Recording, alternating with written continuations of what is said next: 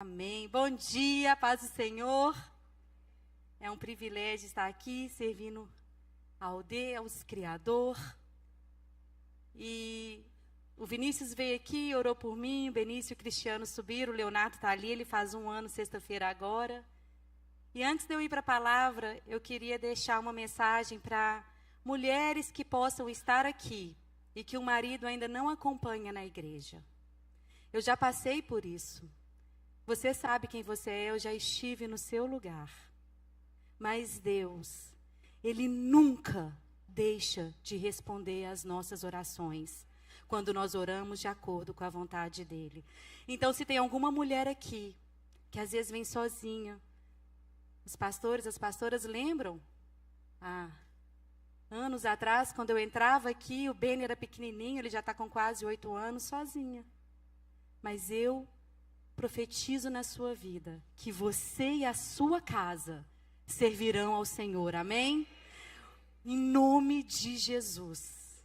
Então receba essa palavra hoje, que seja para você uma palavra de encorajamento. Não desista, não deixe de orar pelo seu marido, porque cada dia é um dia a menos para a sua vitória. Nunca pense durante a prova, mais um dia de sofrimento, mais um dia de prova. Não.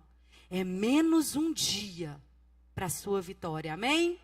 Glória a Deus. Quando o pastor Júnior me convidou para pregar aqui no domingo, a primeira coisa que eu fiz foi: Senhor, o que o Senhor quer ensinar para mim e através de mim? E aí, recentemente no Rise Up, nós começamos a série As Parábolas de Jesus, e eu entendi que era a oportunidade de trazer também para a igreja uma mensagem que foi tão graciosa na minha vida e na vida de tantos naquela sexta-feira. E não tem problema nenhum a gente, vai repetir pregação, sabe? Porque isso aqui não é uma palestra. Isso aqui não é uma aula. Isso aqui é um culto onde a gente aprende a palavra de Deus. E é o Espírito Santo que me ensina, que te ensina, que nos transforma. Então, até para os jovens que já ouviram a mensagem, aprenda isso hoje. Mais coisas vocês vão aprender com a mesma palavra, porque a palavra de Deus é infinita. É impossível um homem ou uma mulher nessa terra fechar a Bíblia e dizer: pronto, acabei. Impossível. Não tem como. Você pode ler a Bíblia inteira 10 vezes por ano, você ainda vai ser um estudante da palavra, amém? Glória a Deus. Então nós vamos hoje estudar a parábola do bom samaritano. E eu acredito que a maioria de nós, se não todos, já conhece essa história, não é? A parábola do bom samaritano é uma das histórias mais usadas no mundo, até mesmo fora do meio cristão, para ensinar sobre ética e sobre moral. Você sabia disso? Então, ela é uma história conhecida. E hoje nós vamos aprender um pouco mais. O contexto, quem são as pessoas, o que estava acontecendo ali. E antes de eu começar, eu quero te falar que, sim, a gente não precisa de um estudo teológico sistemático para aprender com Jesus. Até os iletrados, até as pessoas analfabetas, elas são, sim, edificadas, transformadas, confrontadas pela Bíblia. Mas eu quero te falar, tendo a oportunidade de aprender mais, por que não? Amém? Tendo a oportunidade de aprender mais sobre algo que a gente já sabe, é bom? É bom. Então, às vezes, quando a gente começar, eu quero que você se sinta assim: uau, eu já li Salmos 23 tantas vezes, mas agora, uau, tem muito mais para eu aprender sobre Salmos 91. Ou qual é a palavra? Romanos 8, 28. João 3,16, tem sempre mais da Bíblia para nós, amém? E parábola, o que são parábolas? Parábolas são histórias que o Senhor Jesus contava para ilustrar uma verdade complexa. Às vezes ele queria ensinar algo que era muito abstrato, como amar ao próximo, que é o tema principal dessa parábola. E aí ele vinha com uma história. E a parábola pode ou não ser baseada em fatos reais.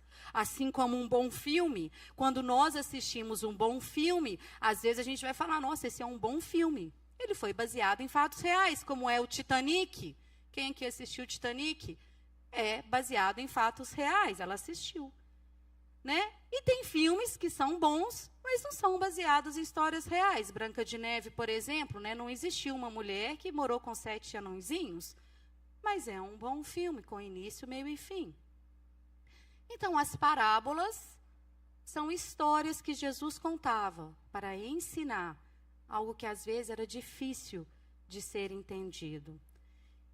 E aí, por que isso é tão importante? Porque algumas pessoas ainda acham que a Bíblia é um livro, um bom livro, mas um livro que não é real, não é um livro histórico. Que são histórias com frases de efeito, com finais que ensinam alguma coisa sobre moral, sobre ética, sobre bons valores. Mas é só isso, mas não é. Ali, a Bíblia, ela é um livro histórico.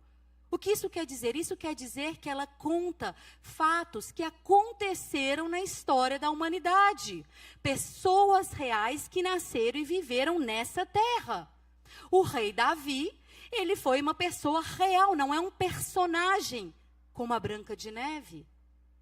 O rei Salomão, ele nasceu, viveu e morreu, não é uma crença dos cristãos. Esther, ela viveu, não é Cinderela. Isso é muito importante a gente entender. Porque sim, ela é um livro histórico e ela é a palavra de Deus. É a palavra, é a verdade absoluta do Deus Criador. E a Bíblia, se ela fosse inventada por homens, deixa eu te falar, ela já seria um milagre. Sabe por quê? Foram mais de 35 pessoas escrevendo a Bíblia, inspiradas por Deus. E eles escreveram em mais de 2.100 anos de diferença. A maioria dos autores não se conheciam. Nenhum deles sabia a história toda. E ainda assim, ela é uma história coesiva, concisa, do início ao fim. O Antigo Testamento fala de Jesus, o Novo Testamento fala de Jesus. São mais de 5.000 profecias cumpridas e ainda há mais a serem cumpridas. A Bíblia, ela é real, é um livro histórico e é a palavra de Deus, amém? Então a parábola é... Amém. A parábola, ela é uma história que Jesus conta, mas a Bíblia, ela é toda real, a palavra de Deus. E o desafio quando a gente fala em parábola, ou da maioria dos textos bíblicos, é a gente entender o contexto. O que estava acontecendo naquela época? Porque texto fora de contexto vira pretexto. E isso, gente, a gente é muito bom em fazer. Há anos. Os seres humanos fazem isso. E aí, conhecendo o contexto, a audiência original, para quem que Jesus estava falando naquela ocasião? O que estava acontecendo? Traz esse conhecimento, esse entendimento maior para nós, amém? Então, quando a gente entende quem são as pessoas, quem são os personagens, a gente absorve mais. Lá em casa, esses dias, eu estava procurando um material para a pastora Tamara que ela me pediu. E eu abri um armário antigo ali, de uns anos, para mandar para ela. E eu achei um CD. Gente, vocês viram o Benício Cristiano? Que é isso? Falei, gente, é CD. Não é tão antiga assim, a gente está falando de fita cassete. Eu vou fazer 40 anos esse ano. Eu vivi tudo isso. CD? O que isso faz? Toca música. Como? Você tem que pôr num lugar. Aonde? Tem aqui em casa? Não. Aí o Cris virou e falou assim, já sei. Você põe num negócio, aí fica uma agulhinha passando, aí você fica... Toca a música. Eu falei, não é nada disso. Agora, se eu chego para você, então, se eu chego lá no BVN Kids agora e falo assim, vamos, sabe o CD? O que eles vão fazer? Se eu chegar aqui, a maioria de nós, né? Se eu falar assim... Fita cassete, quem sabe o que é? Sim, sabemos. Ainda que a minha testa não mexa, ainda que eu me pareça tão jovem, eu sei o que é um cassete. Bom, então como que a gente pode aprender mais? O ponto de virmos à igreja, da gente vir até aqui, é louvar ao Senhor em comunidade. Ele pede isso de nós, como o pastor Salo bem falou, orarmos como irmãos. E quando a palavra é pregada, nós temos que pedir para Jesus, para a gente ser confrontado e transformado, gente. É esse o ponto. É quando o pregador traz a mensagem, é eu e você, a gente poder olhar para nós mesmos e falar assim, meu Deus, eu tenho tomado tanta decisão que não é a certa. Não é só sobre pecado, também, sim. Nós somos confrontados em nossos pecados para a gente deixar eles para trás, mas nem sempre são pecados, às vezes são maus hábitos. Às vezes são coisas que os nossos pais faziam, que a gente faz, e meu Deus, não é assim então que eu devo fazer. Então, em nome de Jesus, que a palavra de hoje traga transformação em mim e em você, para que a gente saia daqui mais parecido com Jesus, amém? Em nome de Jesus. Se antes eu fazia de um jeito, que a partir de agora eu faço de outro, porque cristianismo, como eu costumo dizer, não é um compromisso de domingo de manhã. Ah, eu sou cristão, vou para a igreja, domingo. Você sabe que houve uma época que nem restaurante abria domingo. Se você é do interior, você vai lembrar disso. Por que que o restaurante não abria domingo? Porque domingo era dia de ir para a igreja. Era cultura, não significava que todo mundo que estava indo para a igreja estava indo para o céu. Porque cristianismo não é um compromisso de sexta à noite e nem de domingo de manhã. Cristianismo é estilo de vida, é ser como Cristo na nossa vida e para quem está do nosso lado. E para ser como Cristo, eu não sei você, mas eu preciso ser muito transformada todos os dias, amém? E é sobre isso, é sobre eu, Marcela, eu ser melhor que eu mesma. Não é uma competição, não sou eu tentando ser como a pastora Tamara ou como a pastora Suzana, porque isso, sabe quando vai acontecer? Nunca. A pastora Gláucia tem um jeito dela, eu tenho o meu. Se eu viver numa luta tentando copiar, imitar alguém, gente, é sempre péssimo, porque ou eu vou achar que eu sou demais, quando eu me comparo, ou eu vou viver uma vida de frustração. Porque não foi Deus quem me criou para ser. Então, a nossa vida cristã é sobre sermos melhores que nós mesmos. É eu ser mais parecida com Cristo. Pastora Tamara, para nós sermos o nosso verdadeiro eu, não é? Psicanalista, é sobre isso. Sermos confrontados. A parábola do bom samaritano, Lucas 10. Em Lucas 10, ele conta sobre um dia em que Jesus estava conversando e um mestre da lei chegou até ele. E antes da gente começar, eu quero que você preste atenção nas pessoas dessa parábola e dos personagens. Pessoas são as pessoas reais que viveram. Personagens são aquelas que o Senhor Jesus usa na história que ele está contando. Ok? Vamos ao texto, Lucas 10. Se você está com a sua Bíblia de papel, abra. Se a sua Bíblia está no seu celular, deixa no silencioso para você não se distrair e acompanhe no telão. A parábola do bom samaritano.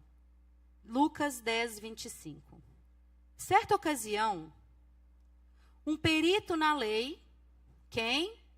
Um perito na lei, a primeira pessoa que aparece na história. Levantou-se para pôr Jesus à prova. Segunda pessoa é Jesus. E lhe perguntou: Mestre, o que preciso fazer para herdar a vida eterna? O que está escrito na lei? Respondeu Jesus. Como você a lê?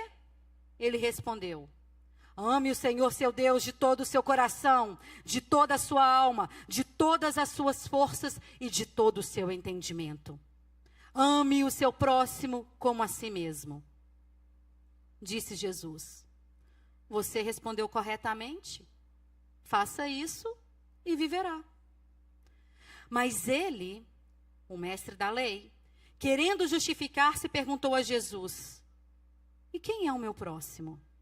Em resposta, disse Jesus. Agora começa a parábola.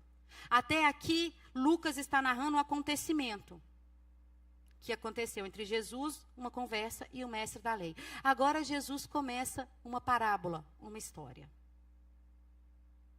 Um homem descia de Jerusalém a Jericó, quando caiu nas mãos de assaltantes. Estes lhe tiraram as roupas, espancaram-no e se foram, deixando-o quase morto. Aconteceu estar descendo pela mesma estrada um sacerdote. Quando viu o homem, passou pelo outro lado. E assim também um levita, quando chegou ao lugar e o viu, passou pelo outro lado. Mas um samaritano, estando de viagem, chegou onde se encontrava o homem e, quando o viu, teve piedade. Aproximou-se, enfaixou-lhe as feridas, derramou nelas vinhos e óleo. Depois colocou sobre o seu próprio animal, levou para uma hospedaria e cuidou dele. No dia seguinte, deu 2 denários ao hospedeiro e disse: cuide dele. Quando eu voltar, lhe pagarei todas as despesas que você tiver. E Jesus encerrou a parábola, voltou para o mestre da lei e perguntou: qual destes 3 você acha que foi o próximo homem, que foi o próximo do homem que caiu nas mãos dos assaltantes? E o mestre da lei respondeu: aquele que teve misericórdia dele. Jesus lhe disse: vá e faça o mesmo. E parece tão óbvia a lição, e é óbvia, quer dizer, não adianta você amar a Deus, amar Jesus, e quando você vê alguém precisando de ajuda, você não ajuda. É isso, o ensino é esse. Basicamente, é isso. Mas essa história, ela vai além disso, e ela desconstrói totalmente legalismos que nós temos. Quem faz a pergunta para Jesus era o mestre da lei. Mestre da lei, se fosse traduzir hoje, seria um advogado, mas não é bem isso. Mestre da lei era uma pessoa que estudava as escrituras. Então, como era o mestre da lei, ele sabia bem quem era o sacerdote, quem era o levita, quem era o samaritano e como que era esse caminho de Jerusalém a Jericó. Talvez você que hoje escute sacerdote, levita, você tem uma ideia do que é, mas você não sabe exatamente quem eles eram naquela ocasião. Mas o mestre da lei sabia. Ele sabia quem eram eles, ele conhecia aquele caminho. Ele sabia que no tempo de Jesus, a maioria dos sacerdotes e levitas, que eram os homens que serviam no templo de Jerusalém, moravam em Jericó. Então, aquele caminho ali de Jerusalém para Jericó, era muito comum você encontrar com sacerdotes e levitas, porque eles moravam lá e serviam em Jerusalém. Hoje em dia, como se eu falasse assim: você saindo da IBVN para Boston pela 93, quem é que é capaz de imaginar o caminho? Você vai descer a nossa avenida aqui, você sabe que vai ter um Wendy's, você sabe que vai ter um McDonald's, você sabe que entrando na 93 vai ter mais carro, tem o TD Garden lá. É ou não é? Aqui é a mesma coisa. Se eu estivesse falando com a igreja hoje, com a IBVN Church, eu ia usar uma ilustração que todos nós estamos familiarizados. O mestre da lei sabia que aquilo era comum. Um sacerdote e o levita passar por ali. 3 pessoas, 3 classes de homens serviam no templo de Jerusalém. Os sacerdotes, que eram a autoridade máxima, os levitas, que serviam auxiliando os sacerdotes, e os leigos, que hoje seriam como os obreiros, as pessoas que servem na casa do Senhor para que ela funcione. 80% das igrejas hoje são leigos servindo na casa do Senhor. Glória a Deus por isso. Então, os sacerdotes eram as autoridades máximas e depois os levitas que serviam com eles. E para isso o perito da lei sabia muito bem. Por isso que Jesus escolheu essas pessoas. E você não se engane, a pessoa muda tudo. Se eu chegar para vocês e falar assim: a minha irmã pediu para o filho dela mais velho para olhar o filho dela mais novo enquanto ela tomava um banho. Ok. Né? A maioria de nós vai falar assim: minha avó teve 12 filhos porque um cuidava do outro. Tá tudo bem a sua irmã falar para o filho dela mais velho olhar o filho mais novo. Aí eu falo assim, pois é, o filho dela mais velho tem 2 e o mais novo tem 2 meses. Aí você vai falar, não tá tudo bem. Entendeu? Saber quem são as pessoas faz diferença. Faz muita diferença. Os sacerdotes eram homens que tinham dinheiro, tinham posses. A família sacerdotal era passada de pai para filho, e por isso que eles queriam tanto filhos homens também. Não só por isso, mas porque eles lutavam, iam para a guerra. O exército era mais forte se tinha mais filhos homens. E o sacerdócio era passado de pai para filho. E os sacerdotes eram pessoas ricas. Raramente andavam a pé, raramente andavam sozinhas. A mesma coisa, mas em proporção menor, os levitas. Eles também eram homens com posses, mas não tanto quanto o sacerdote. Nem sempre estavam a cavalo ou mula, né? Mas eles eram homens respeitados, tanto um quanto o outro. O sacerdote e o levita. E a terceira pessoa da parábola era o samaritano. No verso 33, mas, quer dizer, passou o sacerdote, passou do outro lado, ignorou o homem. Passou o levita, ignorou o homem. Mas, um samaritano, estando de viagem, chegou onde se encontrava o homem, e quando viu, teve piedade dele. Mas, por que o mas? Porque os samaritanos, e isso o mestre da lei sabia, e alguns de nós sabem, e agora todos nós vamos saber, os samaritanos eram um povo que os judeus não consideravam dignos. Os samaritanos eram da Samaria. A Samaria era a capital do Reino do Norte quando Israel se dividiu. E os samaritanos, eles eram judeus, só que eles misturaram o judaísmo com outras religiões, se tornaram idólatras. E os judeus, donos de Deus, achavam que os samaritanos, eles não tinham valor diante de Deus. Os samaritanos não tinham compaixão, eles não eram pessoas boas. Eles não gostavam. Quem lembra da mulher no poço? Ela era uma samaritana. Quando Jesus estava conversando com aquela samaritana, os próprios discípulos olharam e falaram: o que o mestre está fazendo com uma samaritana? Aquela mulher pergunta para Jesus: o que faz um homem judeu conversar comigo, uma samaritana? Então, os samaritanos, eles não eram bem vistos pelos judeus. E aí, Jesus começa a história dizendo: veio um sacerdote que tem prestígio entre vocês. Veio um sacerdote que conhece a palavra. Veio um levita que serve no templo. Mas, um samaritano. É a mesma coisa de hoje no meio da nossa igreja cristã, eu chegar aqui em cima e falar: mas um político honesto. Existe? Existe. Existe. Tem que existir. Tem que existir. Tem que existir, em nome de Jesus. Mas a maioria não é. É a mesma coisa de eu falar de pessoas de classes que talvez eu e você consideremos indignas, que porque elas vivem uma vida de pecado aberta, nós achamos que não são capazes de expressar compaixão.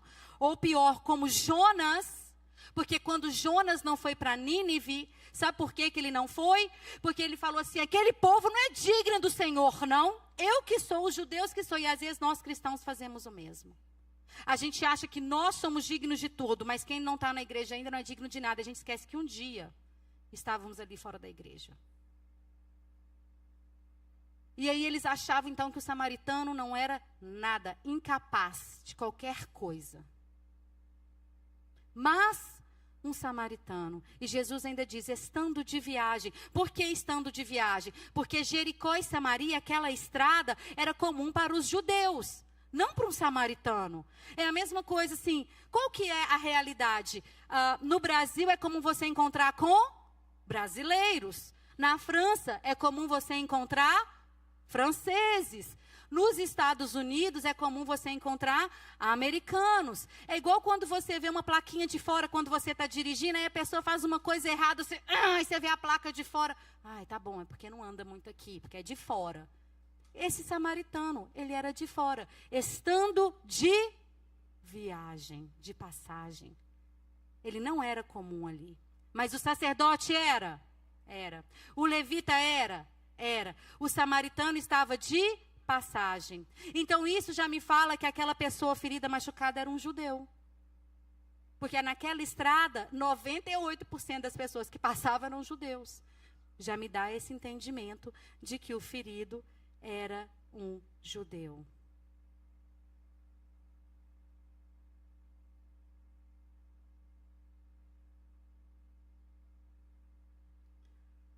O bom samaritano. Vimos então que o mestre da lei conhecia as escrituras, conhecia o que Deus falava, as leis. Jesus pergunta para ele, o que diz a lei? Amar a Deus com tudo que você tem, amar ao próximo. Vimos então o sacerdote, que era a autoridade máxima, bem-sucedido, morava em Jericó, ia para Jerusalém. Geralmente não estava a pé, estava numa carruagem, num cavalo ali, sendo num lugar que era puxado por cavalos. O levita, que também servia no templo, um homem, né, com bem visto. O samaritano, que o povo judeu julgava ser imoral. E o samaritano, e o homem nu, ferido, machucado. Observe que eles tiraram as roupas dele, então ele estava nu, jogado na estrada. 34, versículo 34. E o que o samaritano fez? Aproximou-se, enfaixou as feridas, derramou nela vinho e óleo, que era a medicina, os remédios da época, essa mistura. Colocou sobre o seu próprio animal, levou para uma hospedaria e cuidou dele. Deu 2 denários. E ainda falou, quando eu voltar eu acabo de pagar. Aquele samaritano, ele usou tudo que ele tinha. Ele gastou o tempo dele, ele usou o veículo dele, ele gastou dinheiro para ajudar aquele homem que ele não conhecia e que muito provavelmente era um judeu, que ele sabia que não faria a mesma coisa por ele. O samaritano fez isso. O sacerdote fez isso? O sacerdote fez isso? O levita fez isso? Mas o samaritano, ele fez. E talvez isso não tenha chamado a sua atenção, mas aquele sacerdote, ele conhecia Deus. Ele tinha condições, ele não estava a pé, gente, eram 17 milhas. A estrada ainda é, né? 17 milhas, mas 17 milhas de carro é uma coisa, né?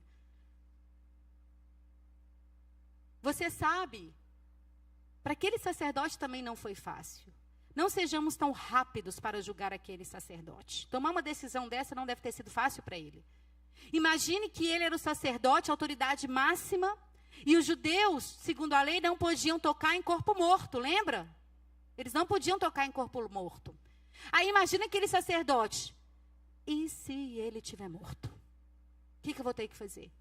Me purificar. O tempo da purificação eram dias. Quer dizer que ao invés de ir para casa, ver a minha esposa, os meus filhos, eu vou ter que voltar para Jerusalém. Ainda, segundo a tradição, não segundo a lei, segundo a tradição dos judeus, o sacerdote só era obrigado a ajudar um judeu. Aí imagina aquele homem nu, o sacerdote. Nem sei se é judeu, né? Tá tudo certo com Deus. Porque, você sabe, Deus falou para mim que é só... Primeiro pode estar morto, aí depois vai que nem é judeu. E aquele sacerdote passa. Será que eu e você fazemos isso?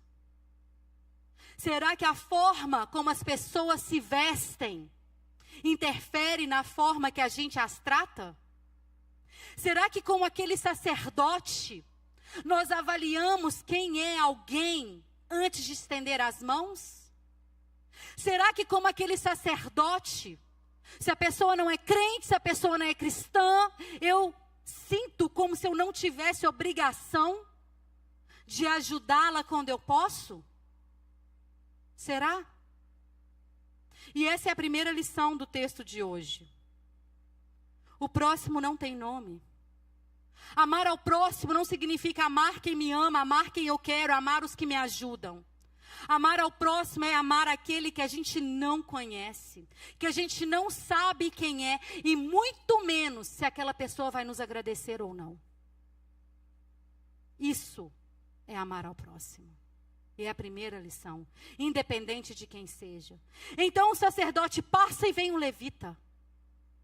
E o levita sabe que o sacerdote já passou por ali, porque eles serviam juntos. Por isso que Jesus conta desse jeito, porque o mestre da lei sabia disso. Ele sabia que o sacerdote saía, descia aquela estrada, e logo em seguida vinha o levita, que também morava em Jericó, descia naquela estrada. Agora, quando o levita chega e vê aquele corpo no chão, ele pensa, espera, o sacerdote já passou aqui, mas o sacerdote não ajudou. O que vai ser de mim se eu chegar em Jericó com esse homem nu, no meu burrinho, depois do sacerdote não ter ajudado? Segunda lição. Será que eu e você, a gente faz o que Deus pede para a gente fazer, independente do que as pessoas estão falando ou fazendo? Ou será que quando eu sei que algo tem que ser feito, eu vejo se minha amiga está fazendo, se o meu amigo está fazendo, quem já fez, quem não fez? Será que como esse levita, eu e você ficamos esperando alguém fazer para a gente fazer igual, sendo que Deus já mandou a gente fazer? A gente tem que fazer o que Deus manda, independente de quem está fazendo, independente de quem está vendo. Porque o que o Deus pede para mim não é o que Deus pede para você. Então não fique esperando Deus te pedir para fazer o que Ele está pedindo para mim. Ele não vai. Deus, você é uma pessoa diferente de mim, mas certamente Ele está te pedindo algo. Se tá. Isso é certo. A gente não converte só para ir para o céu. A gente converte para ser luz do mundo e sal da terra. Porque senão a gente morreria no momento da nossa salvação. Já falei isso. Se fosse sobre somente ir para o céu, aceitei Jesus, fui salva, amém, glória a Deus, pum, meu corpo morria. Eu ia para a glória, mas não, Ele nos salva, Ele nos dá o Espírito dEle, Ele nos restaura para sermos luz do mundo e sal da terra, para que outras pessoas conheçam Jesus através de mim. Então não fique esperando o sacerdote fazer para você fazer. O sacerdote não fez? Faça. Segunda lição, faça o que Deus te pede, independente de quem está fazendo, de quem está vendo. Amém? Independente do que vão pensar. Lembra de Noé? Constrói a arca, Noé, porque vai chover, vai cair um dilúvio, nunca tinha chovido. As plantas da terra eram molhadas com um vapor que saía do chão. Chamaram ele de louco, como estão nos chamando agora. Porque Jesus está voltando, sim. O pastor Morgan fala, Jesus está sempre voltando, ele está sempre voltando até ele voltar. Agora, não se esqueça, ele está sempre voltando mesmo. Não se esqueça, no dia que alguém morre, Jesus morreu para ele. Jesus voltou para ele. Você sabe se você vai morrer agora? Em nome de Jesus, não. Mas eu não sei. A única certeza que a gente tem é essa, gente, que a gente vai morrer um dia, todos nós. E aí? Esquece a sua agenda. Se liga na agenda do céu. Faz o download da agenda do céu. Senhor, o que o Senhor está falando de mim agora no céu? O que o Senhor tem para mim agora nessa terra? Tantos cristãos, tantos de nós, não servimos a Deus porque não queremos comprometer a nossa agenda. Não queremos que as pessoas achem que a gente é radical. Não existe crente que não é radical. O muro pertence a Satanás. Não existe tal coisa. Ai, mas se eu ficar falando isso, se eu ficar fazendo isso, as pessoas vão deixar de me seguir. Que pare de te seguir. Importa que ele seja exaltado, não você. Importa que conheçam a ele, não a você, não a mim. É tudo por ele, para ele. Em nome de Jesus. Não é sobre a nossa agenda. é sobre a agenda dele. Seja feita a vontade dele na terra como é no céu. A gente ora isso. Aí, vai lá, essa pessoa aqui, prega para ela, fala com ela, não faz isso, faz aquilo. Não. Então, seja feita a minha vontade. Ora logo assim. Pai, seja feita a minha vontade na terra. Amém. É isso,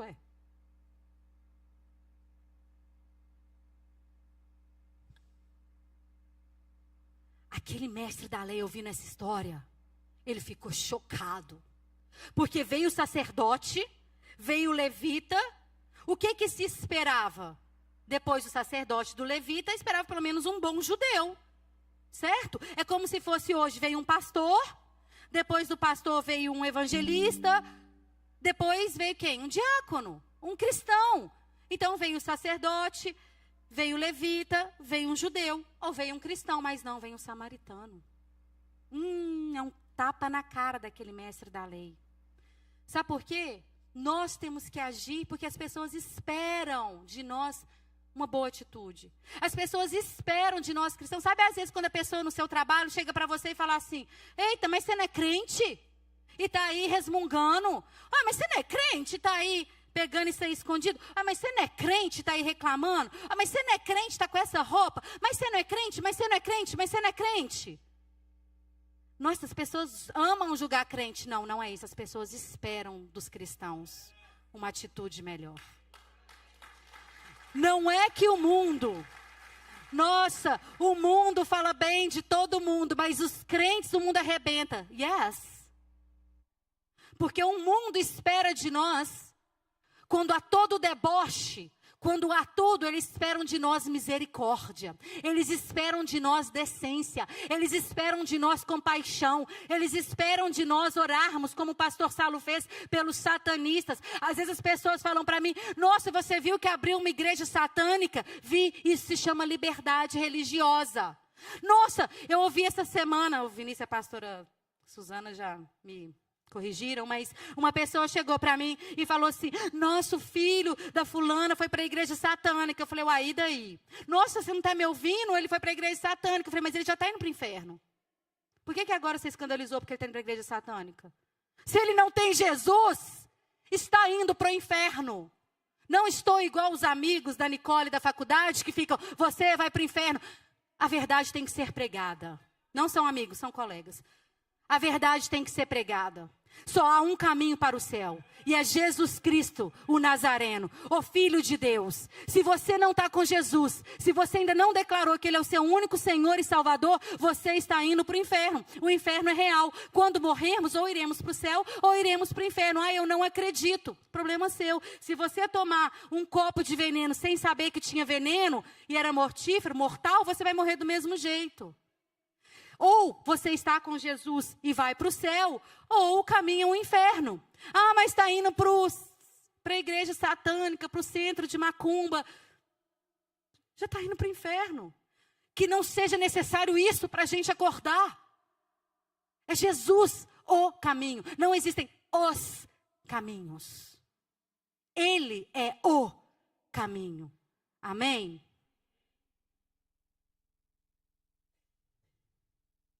Ninguém é bom. Não é sobre sermos melhores. É sobre agirmos melhor.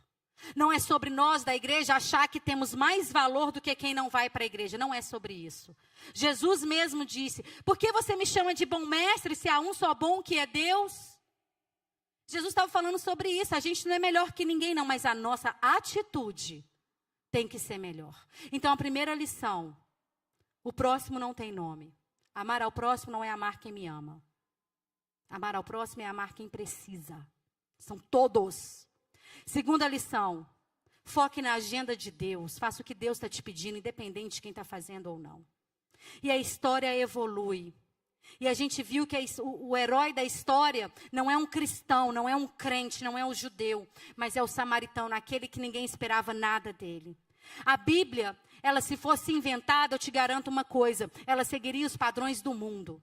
Mas do início ao fim, o que a Bíblia faz é quebrar os padrões do mundo. Alguém falou mal de você? Abençoa. Te ofendeu? Perdoa. Uma vez? Não, todas. Perdoa todas. Todas as vezes que você tem que perdoar. E talvez aquele mestre da lei, ele até aceitaria um bom judeu ajudar um samaritano, porque afinal o judeu é muito bom.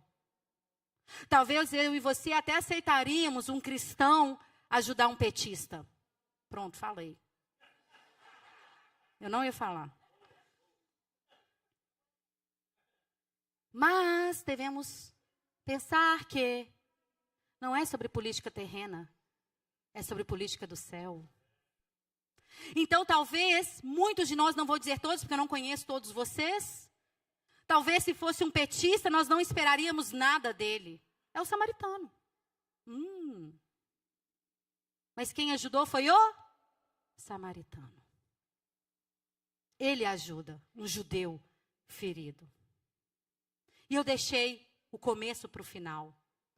No 25, fala que certa ocasião o mestre da lei queria pôr Jesus à prova. Ele queria testar Jesus. É isso que ele queria. E ele perguntou para Jesus assim: o que faço para herdar a salvação? Porque Jesus era o Messias. Os judeus aceitaram Jesus como Messias, sim ou não? Alguns. Mas a princípio a resposta seria não. Presta atenção nisso. E aí ele responde: eu conheço a lei. Ele queria pôr Jesus à prova. Gente, ele não estava ali para aprender com Jesus. Será que alguém está aqui assim ainda?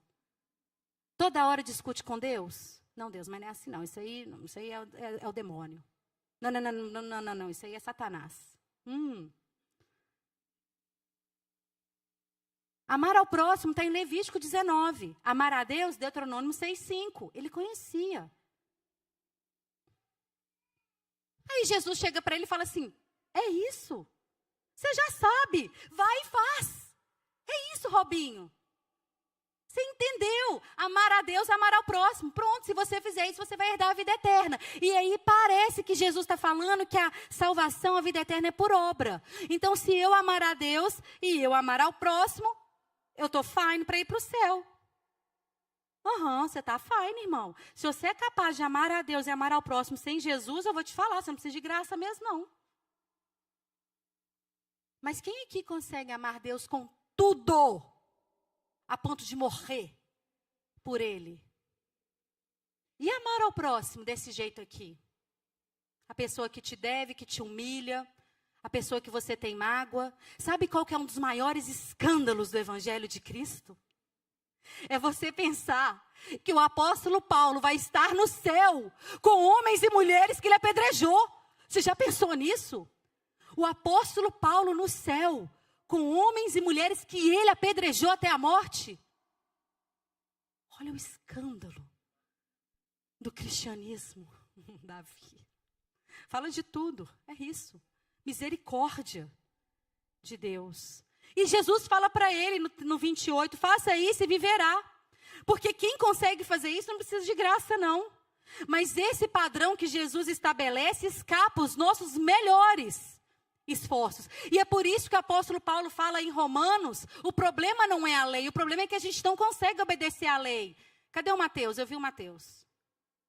Da Glaucia, aqui o Mateus. Ele me perguntou porque ele entendeu tudo o dia que eu preguei isso. Por isso que fala que a letra mata, mas o espírito não. Porque a letra mata. Porque se eu for viver pela lei, eu nunca vou conseguir, eu vou para o inferno. Se eu tentar seguir a lei, eu não é pastor Sala, é impossível. Então eu vou morrer. O que faz a gente viver é a graça, é a misericórdia, é o Espírito Santo. Por isso que Ele enviou para mim e para você.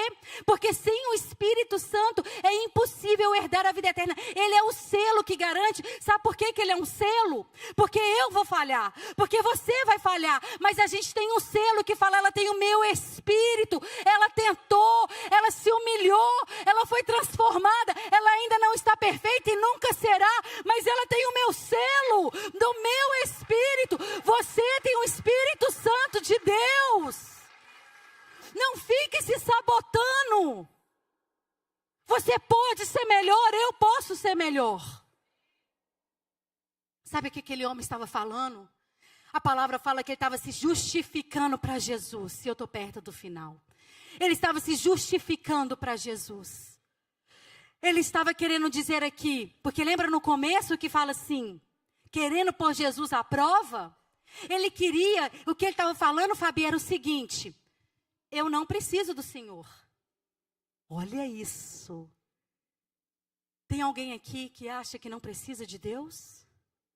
Tem alguém aqui que acha que isso é tudo bobagem?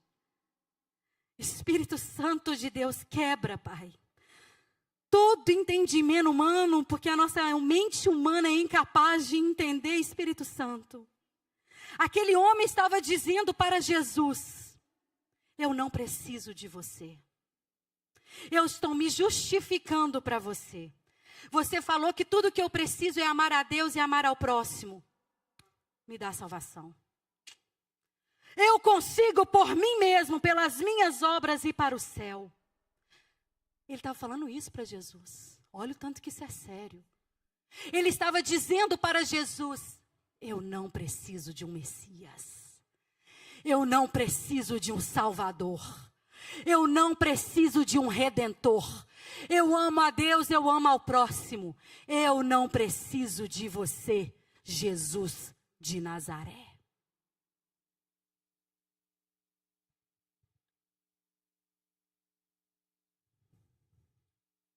Você pode se achar muito bom.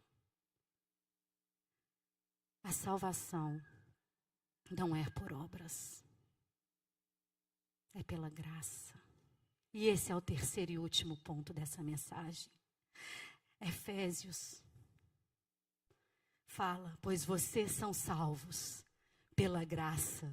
E isso não vem de vós, mas é dom de Deus, para que ninguém se glorie, mas o nome dele seja exaltado. Então aquele mestre da lei chega e fala: só me fala agora quem é o meu próximo. Porque aquele mestre da lei estava certo que Jesus lhe daria uma lista que ele seria capaz de gerenciar. Eu já amo a Deus, eu já amo o meu próximo, estou indo para o céu. Jesus, saia daqui, ninguém precisa de você. Nós, mestre da lei, religiosos. Mas ele não esperava que Jesus ia falar dos samaritanos, de mim, dos gentios, de você.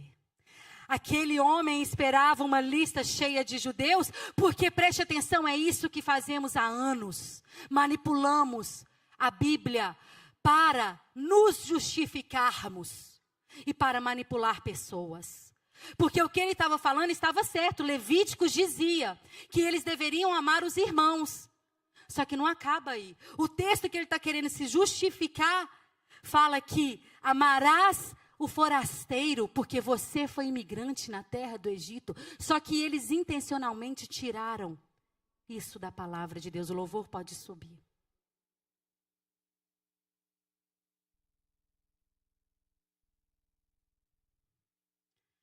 Existe uma palavra na Bíblia: se você já é crente, amém, glória a Deus.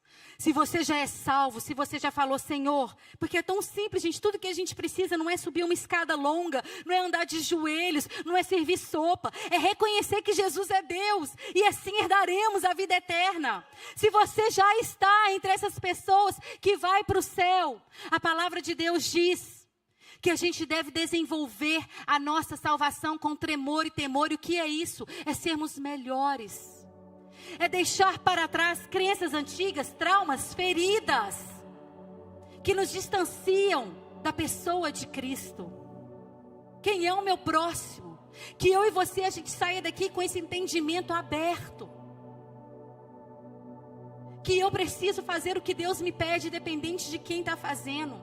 Que eu preciso ajudar, ser uma bênção, pregar o evangelho para todos. E que salvação não é por obras, mas é a graça de Deus. Em nome de Jesus. O samaritano é movido por compaixão. E ele ajuda aquele homem ferido. E Agostinho, ele fala, e Ambrósio, entre outros teólogos, que o samaritano é uma figura de Cristo. Porque é isso que Jesus faz. Jesus não olha para mim e para você com base na roupa que nós vestimos. Olha a beleza do cristianismo. A salvação não é para quem tem dinheiro no banco. Se você está aqui hoje devendo, com dívida, a salvação é para você, ela é de graça. Se você chegou na América tem pouco tempo, é uma realidade de onde nós estamos, e fica usando roupa de second hand, segunda mão, está tudo bem. A salvação é para você. Mas se você tem 1 milhão no banco, 2 milhões, 5 milhões, glória a Deus, a salvação também é para você. Aquele samaritano é como Jesus. Jesus vê a gente nu, ferido, esmagado, dilacerado por dentro. E Ele nos pega, derrama um vinho e óleo em nós, o Espírito Santo, enfaixa as nossas feridas, nos pega no colo, paga as nossas dívidas. Jesus é o bom samaritano. Fique de pé em seu lugar. Jesus é o bom samaritano. Se tem alguém aqui hoje que ainda não entregou a vida a Jesus, e o que é entregar a vida é falar: Senhor, eu sou esse homem nu. Senhor, eu sou esse homem que ninguém quer ajudar, que às vezes está na igreja, que está no caminho. Eu sou esse homem precisando do Senhor. Se você hoje quer entregar a sua vida a Jesus, erga as tuas mãos. Alguém vai chegar do seu lado só para orar com você, e todos nós celebraremos que você acaba de receber a vida eterna. Se alguém em nosso meio que ainda não fez isso, faça. Não perca essa oportunidade. Não é só sobre morrer e ir para o céu, mas é sobre desfrutar a vida eterna com Ele. É sobre podermos ser esse bom samaritano na vida de alguém.